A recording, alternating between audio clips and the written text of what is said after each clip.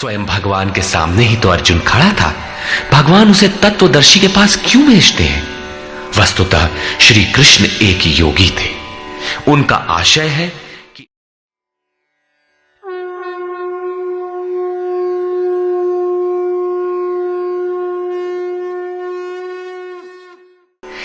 पूज्य महाराज जी कहते थे, मन सहित इंद्रियों और शरीर को लक्ष्य के अनुरूप तपाना ही तप कहलाता है।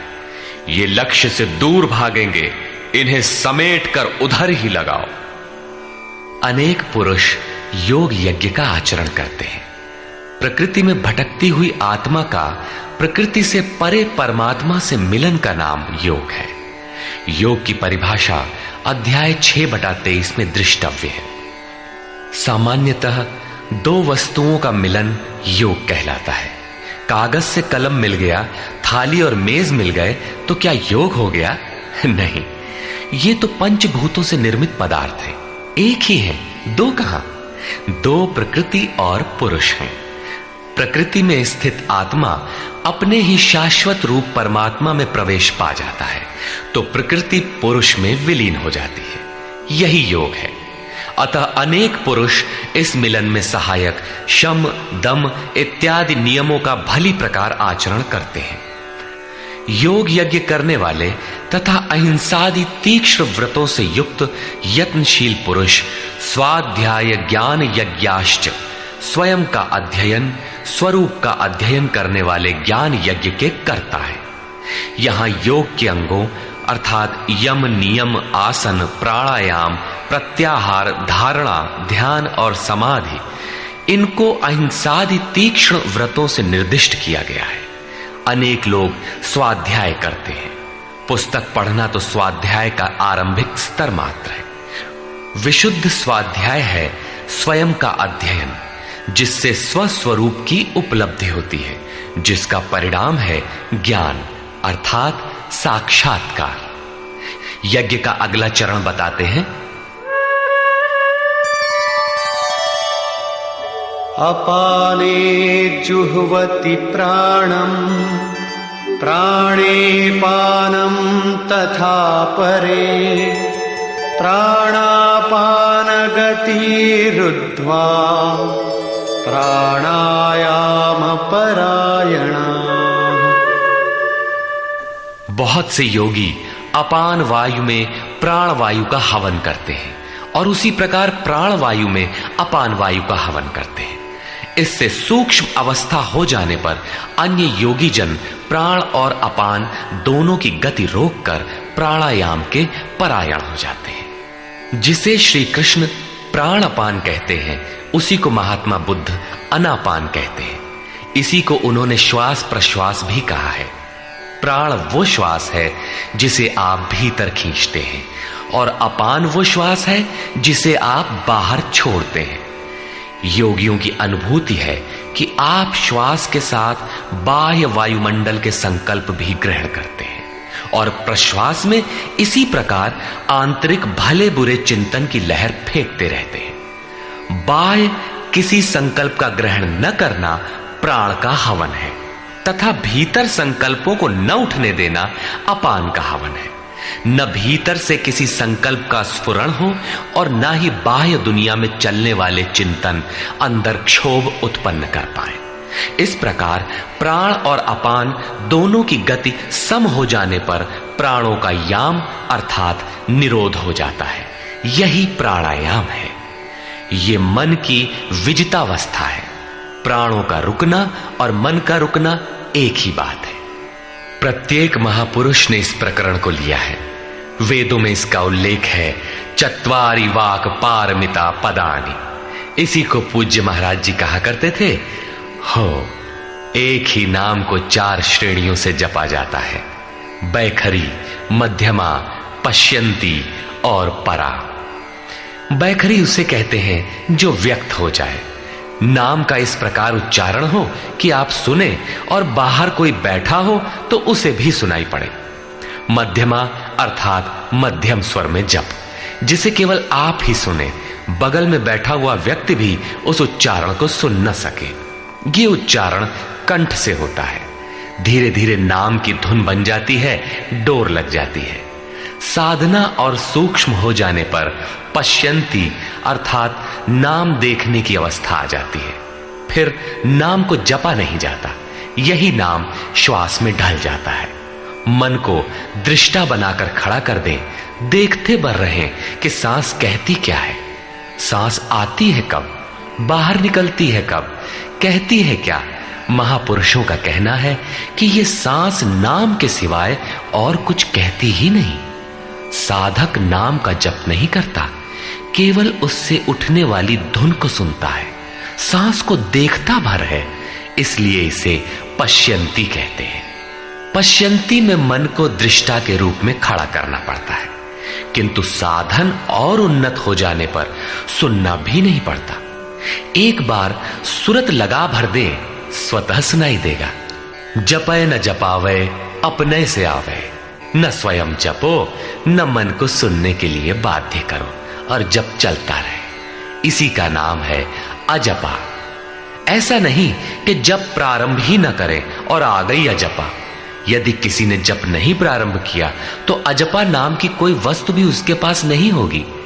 अजपा का अर्थ है हम न जपें किंतु जाप हमारा साथ न छोड़े। एक बार सूरत का कांटा लगा भर दें तो जप प्रवाहित हो जाए और अनवरत चलता रहे। इस स्वाभाविक जप का नाम है अजपा, और यही है परावाणी का जप। यह प्रकृति से परे तत्व परमात्मा में प्रवेश दिलाती है। इसके आगे वाणी में कोई परिवर्तन नहीं है। परम का दिग्दर्शन करा के उसी में विलीन हो जाती है, इसलिए इसे परा कहते हैं। मन श्वास के साथ जुड़ा है।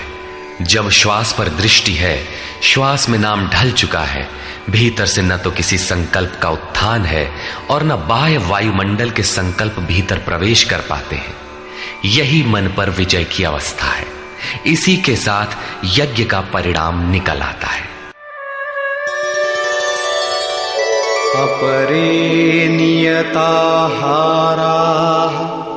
प्राणान् प्राणेषु जुह्वति सर्वेप्येते यज्ञविदो यज्ञक्षपितकल्मषाः। दूसरे नियमित आहार करने वाले प्राण को प्राणों में ही हवन करते हैं। पूज्य महाराज जी कहा करते थे कि योगी का आहार दृढ़, आसन दृढ़ और निद्रा दृढ़ होनी चाहिए। आहार विहार पर नियंत्रण बहुत आवश्यक है। ऐसे अनेक योगी प्राण को प्राण में ही हवन कर देते हैं, अर्थात श्वास लेने पर ही ध्यान केंद्रित रखते हैं, प्रश्वास पर ध्यान नहीं देते। सांस आई तो सुना ओम, पुनः सांस आई तो ओम सुनते रहें। इस प्रकार यज्ञों द्वारा नष्ट पाप वाले ये सभी पुरुष यज्ञ के जानकार हैं। इन निर्दिष्ट विधियों में से यदि कहीं से भी करते हैं तो वे सभी यज्ञ के ज्ञाता हैं। अब यज्ञ का परिणाम बताते हैं।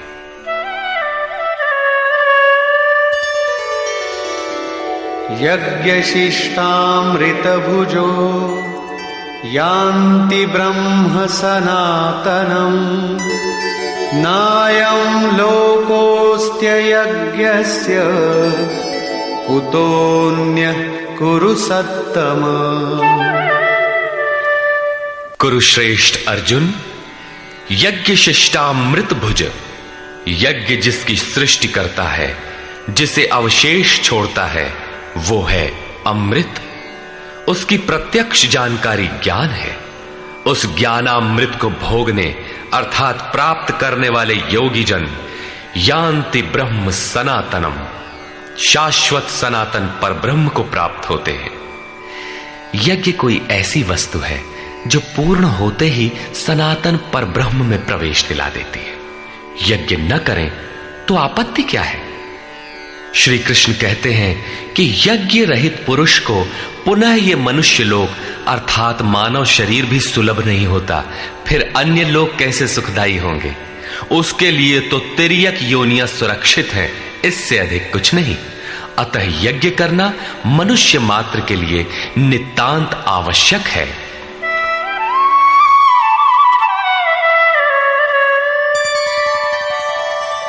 एवं बहुविधा यज्ञा वितता ब्रह्मणो मुखे कर्मजान् विद्धितान् सर्वान् एवं ज्ञात्वा विमोक्ष्यसे।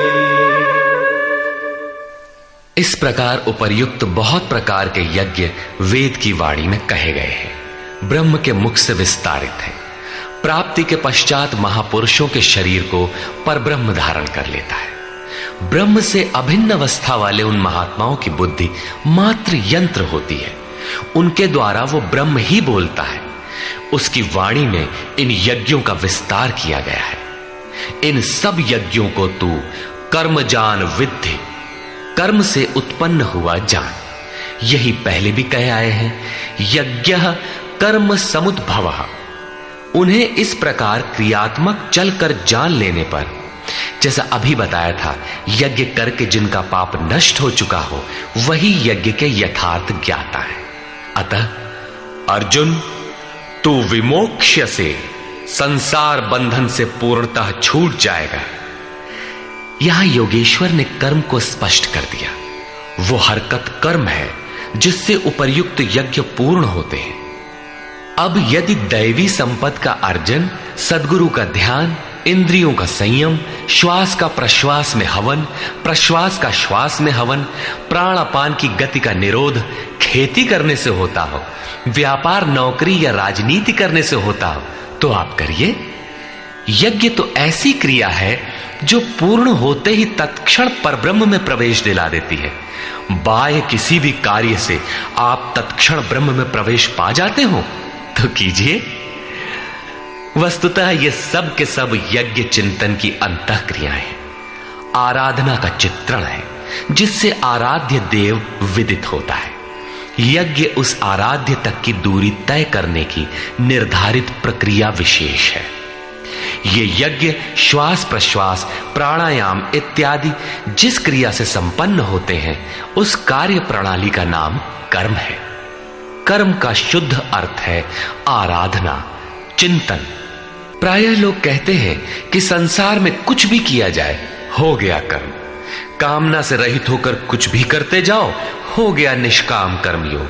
कोई कहता है कि अधिक लाभ के लिए विदेशी वस्त्र बेचते हैं तो आप सकामी हैं, देश सेवा के लिए स्वदेशी बेचें तो हो गया निष्काम कर्मयोग। निष्ठा पूर्वक नौकरी करें, हानि लाभ की चिंता से मुक्त होकर व्यापार करें, हो गया निष्काम कर्मयोग।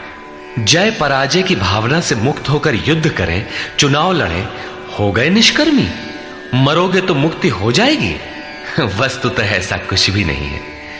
योगेश्वर श्री कृष्ण ने स्पष्ट शब्दों में बताया कि इस निष्काम कर्म में निर्धारित क्रिया एक ही है, व्यवसायात्मिका बुद्धि रेकेह कुरु नंदन। अर्जुन, तू निर्धारित कर्म को कर। यज्ञ की प्रक्रिया ही कर्म है। यज्ञ क्या है? श्वास प्रश्वास का हवन, इंद्रियों का संयम, यज्ञ स्वरूप महापुरुष का ध्यान, प्राणायाम, प्राणों का निरोध। ये यज्ञ जिससे होने लगे उस क्रिया का नाम कर्म है। संपूर्ण गीता में एक भी श्लोक ऐसा नहीं है जो सांसारिक कार्य व्यापारों का समर्थन करता हो। प्रायः यज्ञ का नाम आने पर लोग बाहर एक यज्ञ वेदी बनाकर तिल जौ लेकर स्वाहा बोलते हुए हवन प्रारंभ कर देते हैं। ये एक धोखा है। द्रव्य यज्ञ दूसरा है जिसे श्री कृष्ण ने कई बार कहा, किंतु पशु बलि, वस्तुदाह इत्यादि से इसका कोई संबंध नहीं है।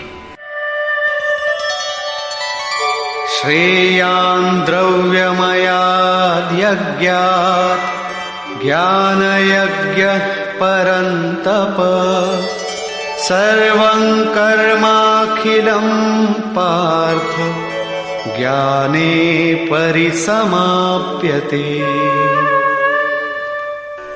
अर्जुन, सांसारिक द्रव्यों से सिद्ध होने वाले यज्ञ की अपेक्षा ज्ञान यज्ञ, जिसका परिणाम ज्ञान अर्थात साक्षात्कार है, यज्ञ जिसकी सृष्टि करता है, उस अमृत तत्व की जानकारी का नाम ज्ञान है।